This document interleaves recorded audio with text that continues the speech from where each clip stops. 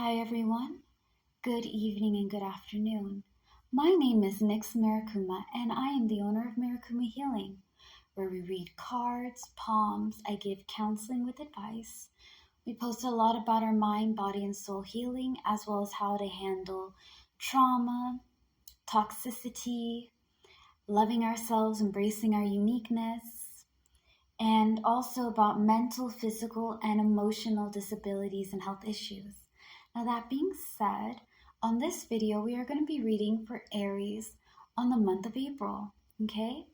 And we're going to go quite a bit into spiritual growth and satisfaction because it didn't pop up once in y'all's reading, it popped up twice, all right? Now, you guys are going to see yourself for next month with nightmare, worry, problem, and guilt.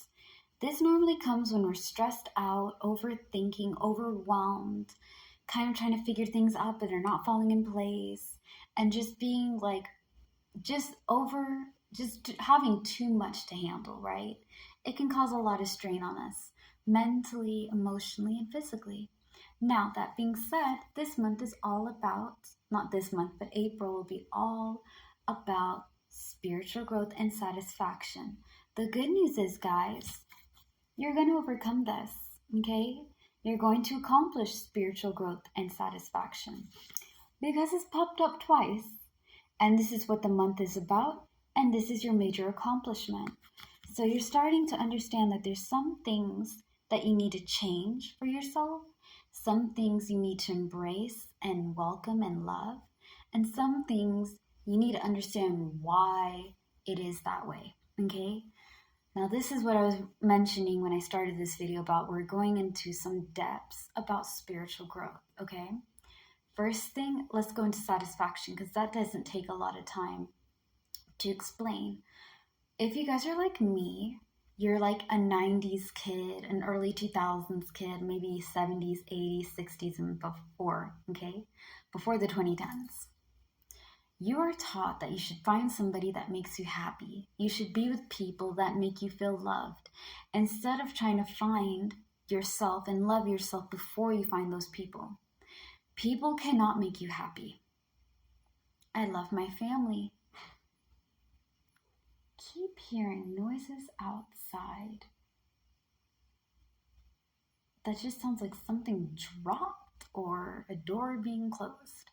Anyways, I'm sure it's just me. But like I was saying, when it comes to satisfaction, right? You have to find happiness within yourself. People cannot make you happy. I'm going to be really direct, and some of you guys are going to think that I'm being an asshole. But I understand I'm only being a dick because I want you guys to understand that a lot of us try to find other people to make us happy, to make us complete, to accept us without ourselves accepting who we are, okay? I accept myself for who I am and what I am. I'm not going to go over there at this age, right? I'm approaching my 30s on September.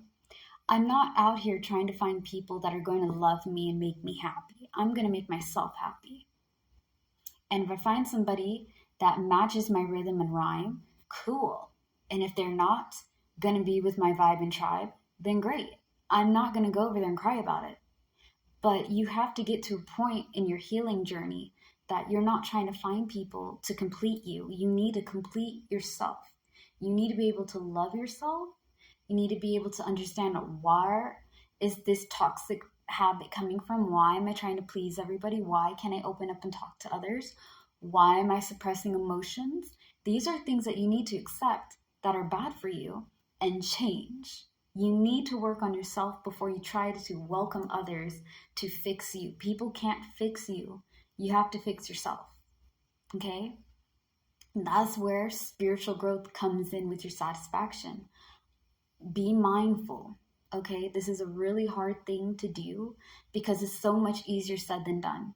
And I try to practice this every day. There's some days where I kind of rush through it, but I give grace and gratitude to the universe for my family, my friends, the fact that I have this business and it's slowly but surely growing, right? There's a lot of you guys that have been here since last year when we started this, and so forth and so on. When it comes to spiritual growth, is loving your flaws, and your strengths. Understanding that there's some things I don't like about myself that I can change. And there's some things that I just have to embrace and accept. Like, I'm this person. I like that. I'm whatever's, okay? We accept it. We accept ourselves. We do not judge ourselves. We love ourselves truly. And we move on. We can't be holding on to the past, okay? Which you need to let go of, Aries. The past is holding you back. Let go.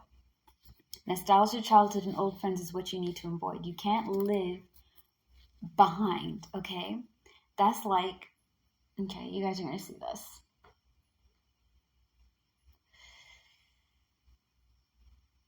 I lit this candle, right? It's a red candle. I did it for like energy and all sorts of other stuff. And that would be like me taking it out and hoping that the candle would be back to being like around this tall, right? It already melted. It can't go back to how it was. That's kind of like the past.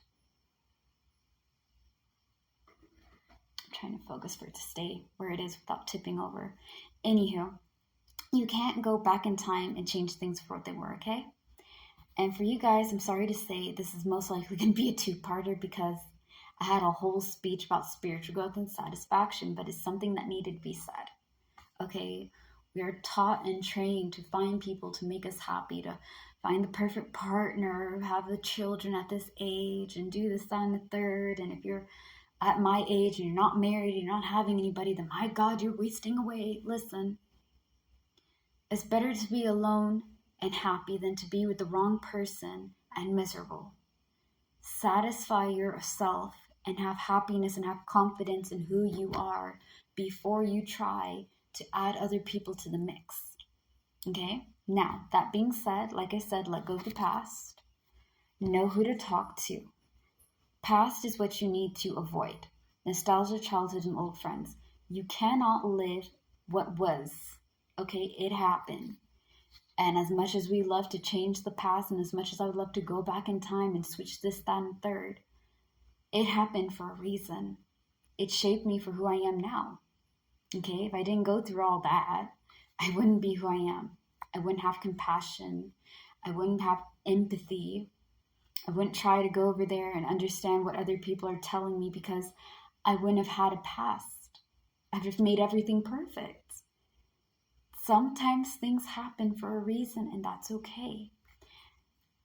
Go to people you can talk to because you're embracing failure to communicate. So you're not expressing yourself like you're supposed to. And this could be what you're trying to work on yourself with, okay?